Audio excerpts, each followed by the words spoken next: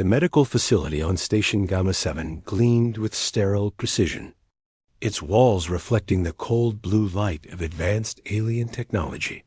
Dr. Kelvin stood in the waiting area, his human frame dwarfed by the towering Vraxian physicians who moved past him with dismissive clicks of their mandibles. "Please," he said again, his voice strained. "She needs immediate attention."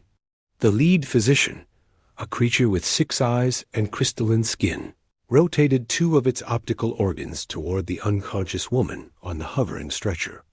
Its translator crackled to life. "Incompatible biology. Our scanners cannot properly assess human physiology. We treat 17 civilized species here. Humans are not among them." The physician turned away, its interest already waning. "Take her elsewhere." "There is nowhere else," Kelvin insisted. "This is the only medical center within 6 systems." The physician made a sound like grinding glass. "Not our concern. We have patients we can actually help." 2 orderlies appeared, their appendages moving with practiced efficiency as they wheeled the stretcher toward the exit. Kelvin followed, his jaw clenched, watching helplessly as they deposited both the stretcher and the woman outside the facility's main entrance. They left without a word, the doors sealing behind them with a pneumatic hiss. The woman lay motionless, her breathing shallow. Her name was Emma, and she'd been Kelvin's research partner for 3 years. They'd been cataloging plant samples on a frontier world when she'd been exposed to an unknown toxin. Her lips had turned blue within minutes, her skin taking on an ashen quality that terrified him. Kelvin knelt beside the stretcher, checking her pulse. Still there, but weak and irregular. He had perhaps hours, maybe less. His communicator buzzed. He activated it with trembling fingers. "Kelvin? Any luck with the hospital?" The voice belonged to Marcus, their ship's pilot. "They refused to treat her. Side humans aren't on their approved species list." Silence stretched across the channel. "Then, there's a veterinary clinic 3 sectors over. I know it sounds insane, but send me the coordinates," Kelvin interrupted. The clinic occupied a modest building, wedged between a fuel depot and a recycling center. Its sign displayed symbols from a dozen languages, all proclaiming the same message: all creatures welcome. Kelvin maneuvered the stretcher through the entrance, nearly colliding with a Tholian, carrying what appeared to be a 6-legged mammal with purple fur. The waiting room smelled of disinfectant and something vaguely organic he couldn't identify. A receptionist looked up from her desk.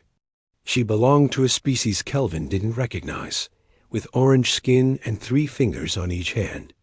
"Emergency," Kelvin said simply, gesturing to Emma. The receptionist's eyes widened. She tapped a panel on her desk. "Dr. Narration, priority case." A door slid open, and a figure emerged that made Kelvin do a double-take. Dr. Narration stood barely 4 feet tall, covered in sleek brown fur, with enormous dark eyes and delicate hands that ended in retractable claws. He belonged to a species called the Veterinary, known primarily as talented engineers and pilots. "Bring her in," Dr. Narration said, his voice high-pitched but clear. "Quickly now." The examination room contained equipment Kelvin recognized as veterinary in nature, restraints sized for creatures both massive and tiny, diagnostic scanners calibrated for wildly different physiologies, and cabinets filled with medications labeled in multiple languages. Dr. Narration circled the stretcher, his movements quick and precise.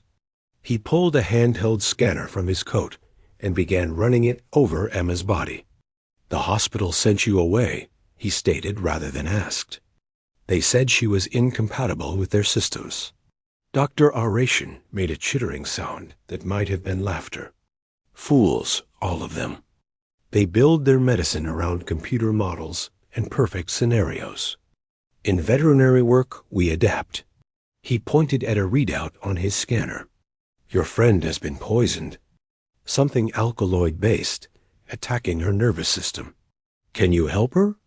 The Fenari's ears twitched. I've treated over 400 species in my career. Creatures that breathe methane, organisms that exist partially in other dimensions, hive minds that share a single consciousness across multiple bodies. He looked up at Kelvin with those impossibly large eyes. I can try. That's all I ask. Dr. Arshan moved with remarkable speed, his small hands a blur as he assembled instruments and prepared injections. He spoke as he worked, more to himself than to Kelvin. Humans are mammals, carbon-based, remarkably similar to 70% of known biological organisms in basic structure. The poison is the variable, but poisons follow rules. He inserted an 4-line into Emma's arm with surprising gentleness. We start with general detoxification, support her failing systems, then address specific symptoms. A monitor beside the bed began displaying Emma's vital signs. Translated into symbols, Kelvin could understand. Her heart rate was dangerously low. Dr. Arachin prepared a syringe filled with pale blue fluid. This is a broad-spectrum neural stabilizer. I've used it on everything from Gelton cloud whales to Rigelian bark beetles. Dosage is the key. He calculated for a moment, his eyes distant. Her mass metabolism, the progression of symptoms, yes. He administered the injection. For a terrible moment, nothing changed. Then Emma gasped, her back arching slightly. The monitor's alarm, which had been building toward a critical tone, quieted. Heart rate stabilizing, Dr. Arachin announced. Good, very good. Over the next 2 hours, Kelvin watched the small veterinarian work with a focus and creativity that would have shamed the specialists at the hospital. When one medication proved insufficient, Dr. Arachin improvised, mixing compounds, consulting databases filled with information on creatures Kelvin had never heard of, drawing parallels between human physiology and that of organisms from across the galaxy. The Korathi tree dwellers have a similar respiratory system, Dr. Arachin muttered, adjusting a ventilator setting. And their reaction to sulfur compounds mirrors what I'm seeing here.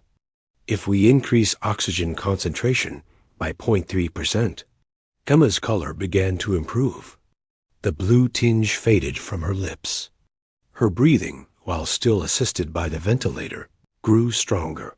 Dr. Arachin stepped back, wiping his forehead with one small paw. She lived. Another hour without treatment, and he left the thought unfinished. Kelvin felt his knees weaken. He grabbed the edge of a counter for support. Thank you. I don't know how to repay you. Payment is simple. You tell everyone you meet that when the fancy hospital with its fancy doctors and fancy equipment turned you away, a simple veterinarian saved your friend's life. Dr. Wren's expression became serious. Those physicians at Station Medical consider themselves superior because they treat civilized species. But life is life, regardless of whether it walks on 2 legs or 20, whether it thinks in words or colors or mathematical equations. The door opened, and the receptionist poked her head in. Dr. Arachin, the Vulgarian's egg sac is hatching, and Mrs. Krenel's rock lizard is trying to eat the waiting room chairs again. Dr. Arachin sighed. Tell Mrs. Krenel we've discussed this. Rocky needs more iron in his diet. He turned to Kelvin. Your friend should rest here for at least 12 hours. I'll monitor her personally. I'll stay with her.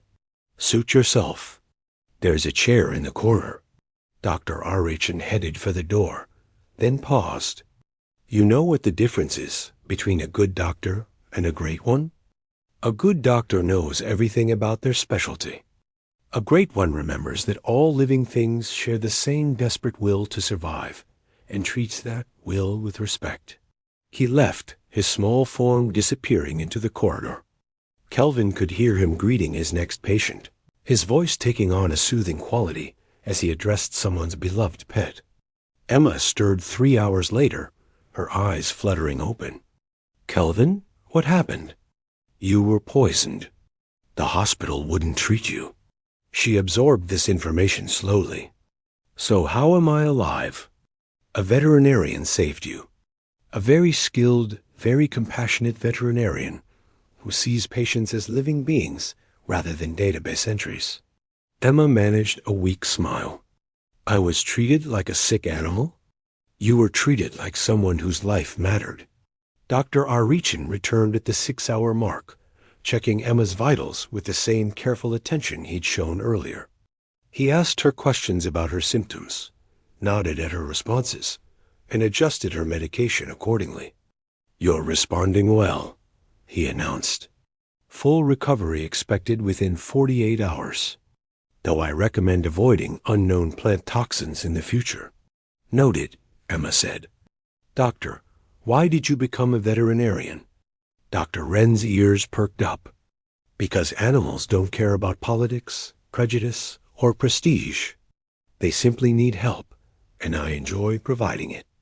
That simplicity is beautiful. He glanced between his two human patients. Though I must admit, today reminded me that sometimes the line between veterinary medicine and general practice is thinner than most believe. Word of the incident spread through Station Gamma 7 with surprising speed. Within days, 3 more humans arrived at Dr. Wren's clinic seeking treatment for various ailments. Then a Karathi diplomat brought her daughter. Then a station engineer. Then others. The hospital's administrators sent a formal complaint, demanding Dr. Arichin cease treating species outside his licensed purview.